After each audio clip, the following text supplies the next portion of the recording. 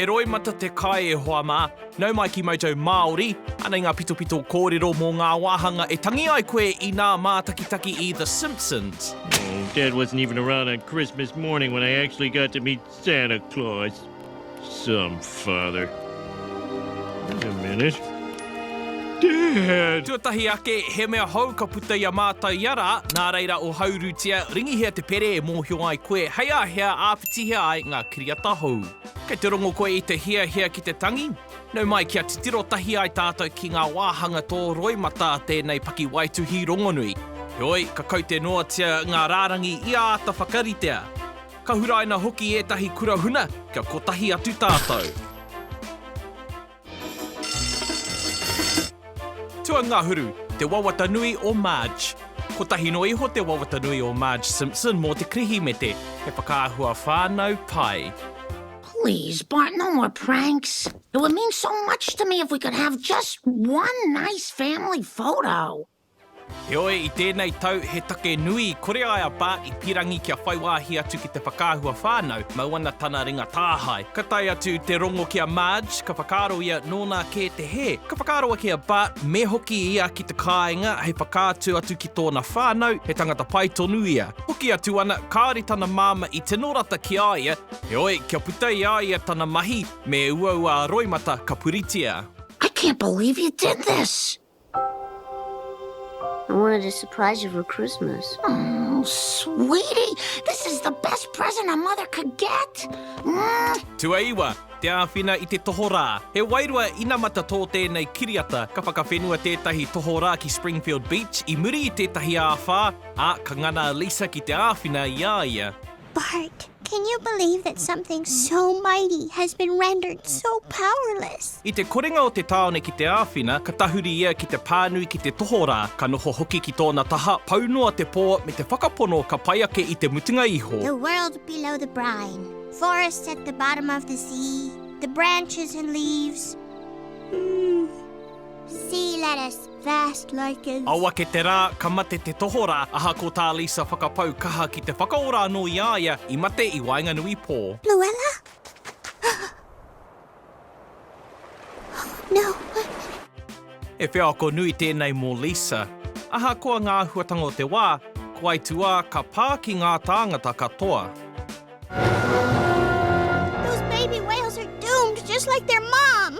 Oh, I guess it's just nature's way. Tua waru, te kupu tuatahi a Lisa. I te roanga o tēnei kiriata, ka kite tātou kāri a Bart i pai ki a Lisa i tana whānautanga mai. Lisa, time for your feet.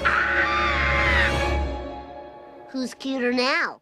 I harawene ia i te āhua o te pēpi hou, ka whakapau ia i ōna kaha katoa ki te whakarere i aia. I te mutunga iho ka whakataua Bart, me wehe atu ia. Engari, i mua i tana wehenga, ko Bart te kupu tuatahi i whakaahua tia e Lisa, hi kaka rawa a Bart. Bart!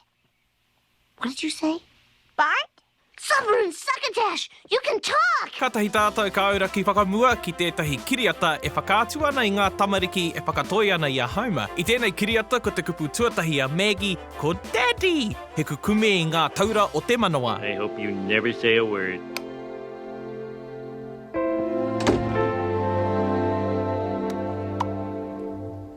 Daddy? Tuawhetu, ka mate a Maud. Daddy, can we move closer? Absolutely, Hot Roddy. We're up here out of range of the crashes and the driver's cussing. Ko ngā Flanders te tino tauaro o ngā Simpsons. He pono, he tika. Ko Ned pia te tangata harikoa katoa i tēnei ao. Engari, i tētahi whakataetai reihi, ka hipokina a Maud ki etahi tīhāte, ka mate ohorere ia. Ooh, a bobby pin!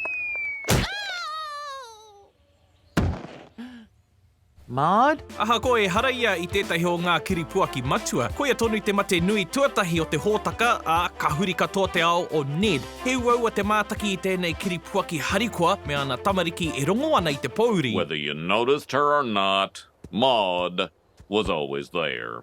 And we thought she always would be. Tua ono, te kiriata a Barney. Next, they're gonna show my movie. You made a movie? I made a movie? No wonder I was on the cover of Entertainment Weekly. Kei te pori o ngā ngutu te ahurei kiriata ki Springfield, ko te taonga matua te whai a te katoa. Ko te nuinga o ngā tukunga he āhua rere kē. Ka tae atu ki te kiriata Barney Gumble, ka whakaaro te nuinga he orite ki e rātu. Engari kē, he kiriata e pāna ki tana ao inu waipiro. He wairua ngahau hoki o roto. It's brilliant. Savagely honest, tender. He has the soul of a poet. You're very kind. Excuse me, did something crawl down your throat and die? It didn't die. I tua atu i te wairua ngahau, he mate nui te inu waipiro mo te hemo tonu atu ka pā ki te tini me te mano. Ka whai kiko ngā kōrero nei mo tētahi kiripua ki inu waipiro, e hara i te mea he tangata whakakata no i hoia. Don't cry for me. I'm already dead.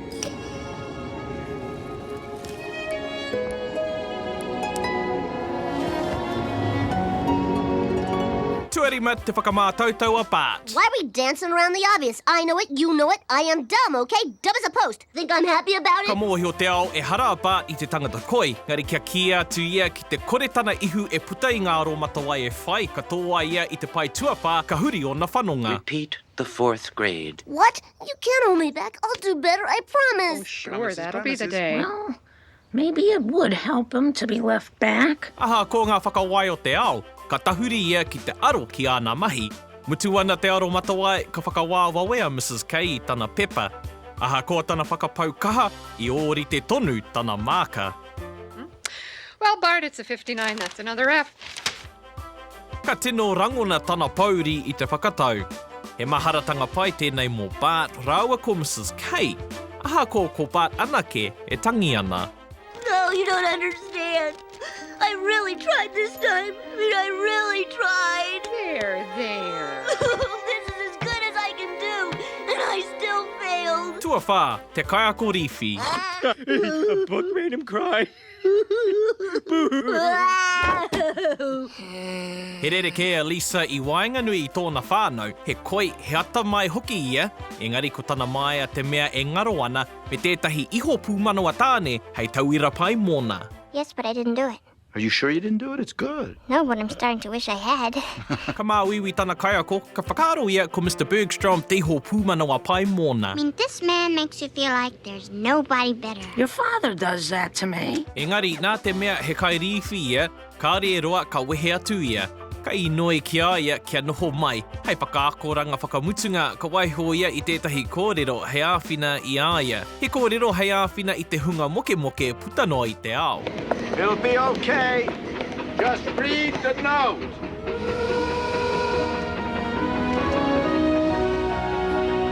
Tuatoru ka hinga a Homer. Ka kai a Homer I tētahi I ka puhi puhi, ka mea atu tētahi kia ia ka re roa ka mate ia.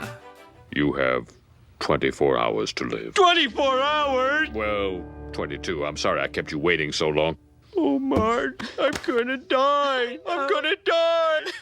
Karo ia ki te whakatutuki I ngā huhua o ngā mahi I āna rā whakamutunga. Kāri tutuki ia ngā mahi katoa pēnei I te noho tahi ki āna tamariki. Ka heke ā-roimata I tana pō whakamutunga, nō nā ka mihi ki āna tamariki katoa me te pōhehe koinei tana pō whakamutunga I tēnei ao. Goodbye, Maggie. Stay as sweet as you are. Ka tahuri ia ki te mihi kia hine nui te pō I tōna kotahi, wai mari e nōna ka ora tonu ia. Wake up! You're alive! You're alive! What are you talking about? You're alive! I'm alive! I'm alive! And I couldn't be happier! Tuarua ko Maggie te take. Why aren't there any pictures of Maggie?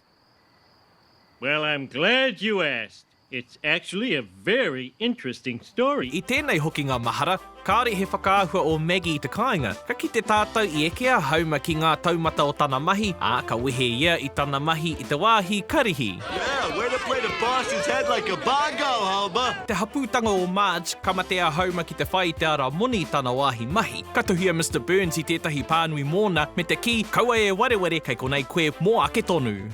Yes, the special demotivational plaque to break what's left of your spirit. Because you see, you're here forever. I te mutunga iho, ka ki te tātou I uhia tērā pānui e hauma ki e tahi whakāhua o Maggie, me te karere e meana mōna te take, he wāhanga tēnei katoa I ngā roimata. Oh, there are pictures. I keep them where I need the most cheering up.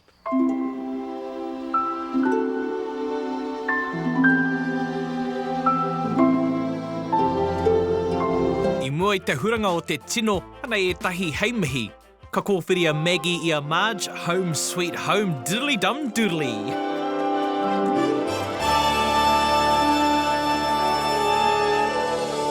Oh, Maggie, you're a Simpson again. Ka whakapau muni a koraua, old money.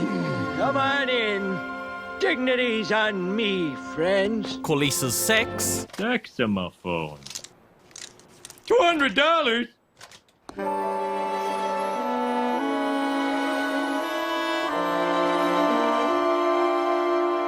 Oh, I'll take it. Koki mai te kuri a Bart, dog of death.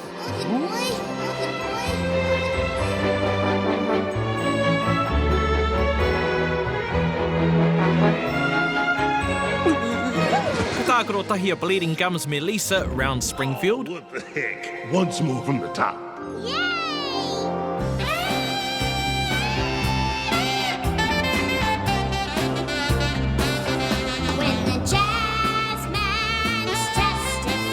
Tuatahi te poroaki a Mama Simpson. Wait a minute. Mom? Homer? I thought you were dead. I thought you were dead. I pōhe a Homer kua mate tōna māma. Ka hoki mai ia ki tōna ao, ka mārama ia he nui tōna aroha ki a Homer, i te karaoke ia i te ture. Hi kakāna rāua ki te nohotahi ki a rāua anō, engari ka mate a Mother S ki te wehe atu anō. I guess I was just a horrible son and no mother would want me. Ka whina Homer i tana māma, engari me poroporo aki anō ia. Remember, whatever happens, you have a mother, and she's truly proud of you. Ka wehe tana māma, ka noho moke a Homer i runga i tana waka, ka mātaitia ngā whetū. Ko te moke o tana noho me tana whaiwhakaro, te tino take ka heke ā-roimata i tēnei kiriata.